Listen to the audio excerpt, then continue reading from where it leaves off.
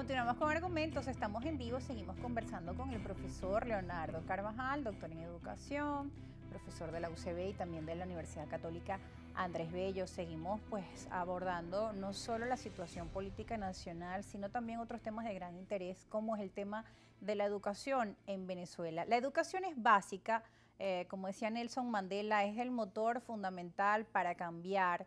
Y ¿cuánta falta hace para empoderar a los ciudadanos a tomar mejores decisiones, a tener pensamiento crítico, desde nuestros niños que aprendan todas las herramientas para poder avanzar y para poder contribuir al desarrollo de nuestro país? Sin duda que la educación es fundamental, pero lamentablemente tenemos problemas en estos momentos.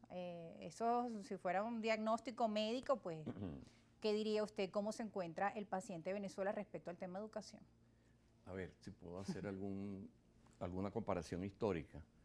Yo fui el secretario ejecutivo de una comisión pluralista que montó el ministro Antonio Luis Cárdenas al comienzo de su gestión, año 94. Una muy pluralista, allí estaba desde Ramón Piñango, presidente del IESA, a Enrique Vázquez Fermín, veterano sindicalista y del Partido Comunista, o sea, había de todo.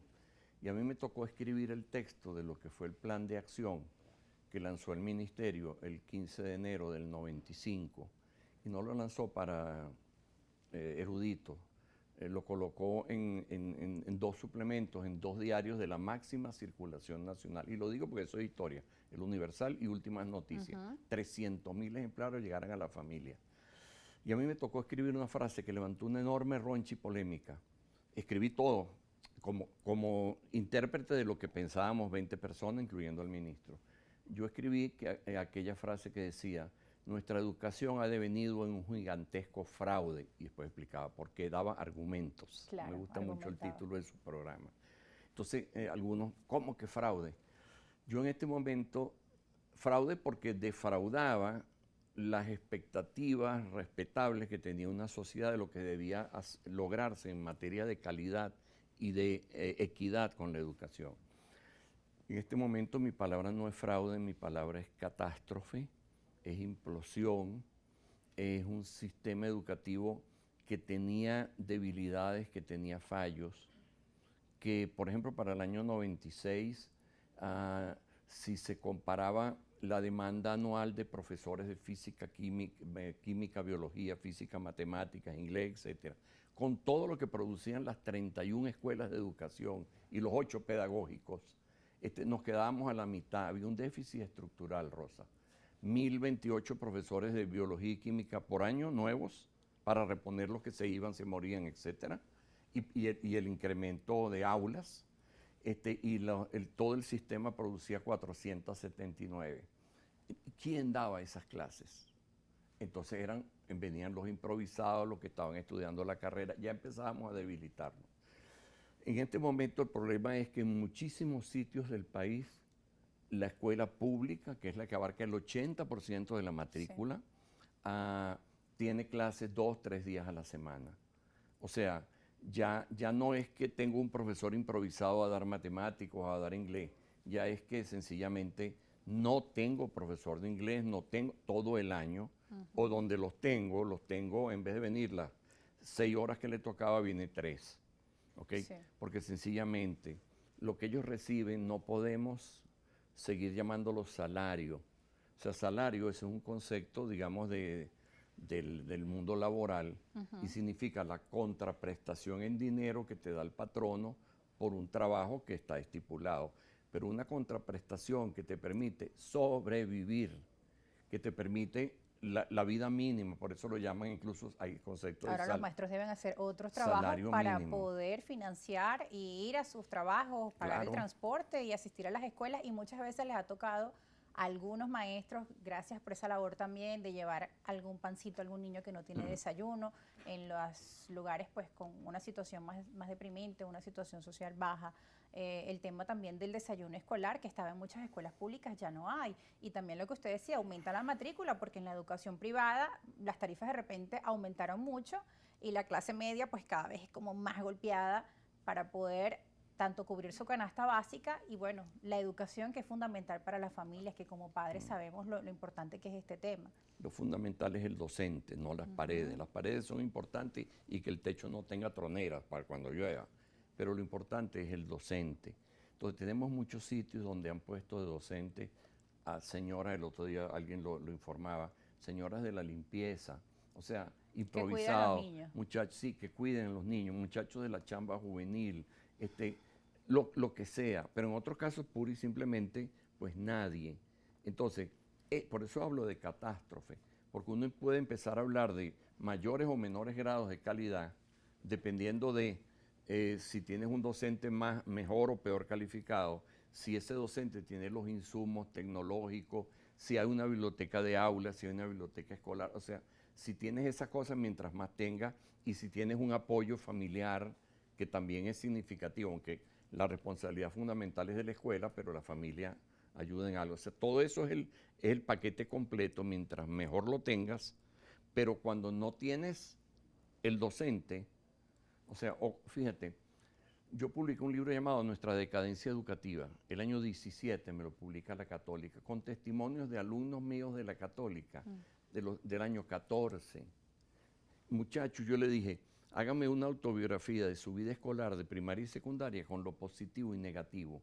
Ya en ese entonces, el 30% de los muchachos decía, mi principal problema, uno por ejemplo decía, tuve 10 profesores de matemáticas, Rosa, así, claro. 10 profesores de matemáticas en los 3 primeros años del bachillerato. Duro. No aprendí nada.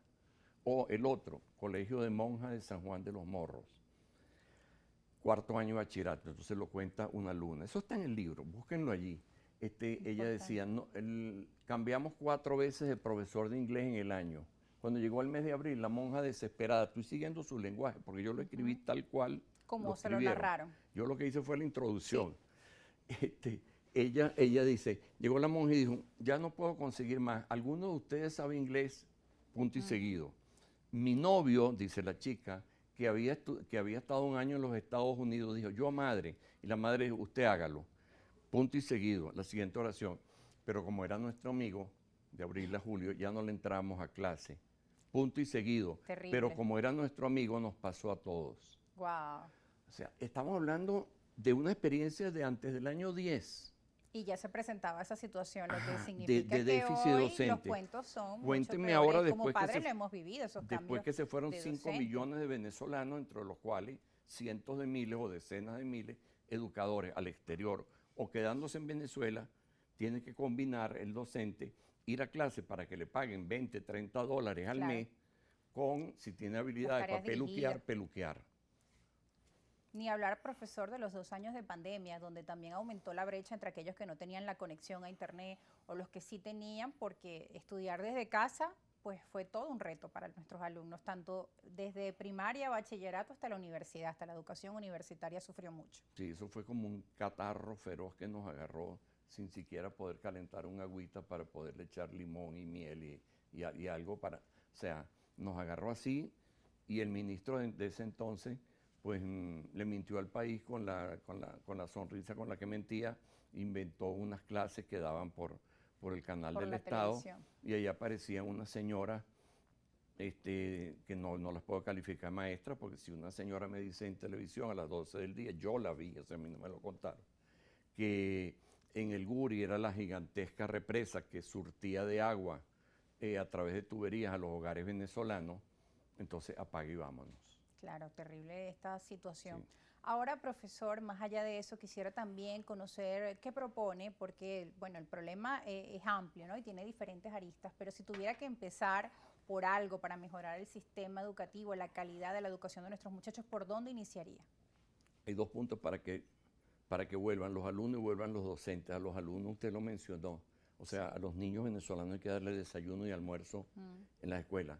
A los niños desnutridos de la familia venezolana empobrecida de los últimos años, no necesito argumentarlo, para que vuelvan los docentes de todo tipo, hay que pasar a darles un salario, porque lo que le están dando ni siquiera merece el nombre de limosna. Claro. Si usted le da 30 dólares al mes a un maestro, le está dando $1 diario, y déjeme decirle, al muchacho que me ayuda a recoger las bolsas del supermercado, yo le doy 70, 80 bolívares. Yo le doy $2 por un trabajo de 15, 20 minutos no calificado. ¿Cómo usted me le va a dar a un docente profesional de la UCB o de lo que sea, de cualquier universidad, $1 diario y lo va a llamar salario? O sea, no. Entonces tiene que empezar por un salario. Ahora, ese salario yo sé que tiene que ir remando al mismo tiempo del crecimiento de la economía. Pero la economía creció, y eso es lo que uno le reclama a Nicolás Maduro. Es verdad, la economía creció 4%, 3% global en estos 2 últimos años, y el salario del docente creció 0%. ¿Por qué? ¿Por qué hace eso? Sí. Porque actúa con esa estolidez un gobierno que encima se dice humanista y socialista. O sea, eso es la pregunta. Y tomando en cuenta la importancia que tiene la educación como motor fundamental para el desarrollo, profesor, queremos agradecer su tiempo y su participación en este espacio, así como sus propuestas y también los análisis y los argumentos que nos ha dado. Gracias. Y gracias a ustedes también, nos despedimos. Teníamos por ahí un gráfico, no sé si da chance de colocarlo antes de ir a la pausa, donde tenemos algunos de los indicadores con el tema de la educación. 6.5 millones, solo 6.5 millones de niños están inscritos en el sistema educativo y 2.9 excluidos por completo del sistema. Esta y otras cifras alarmantes que requieren también de la atención. Pausa y volvemos.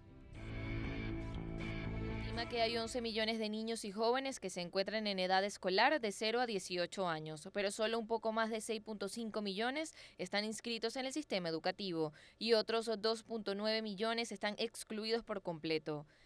Mientras que 1 millón de estudiantes no se inscribieron en el año escolar 2022-2023.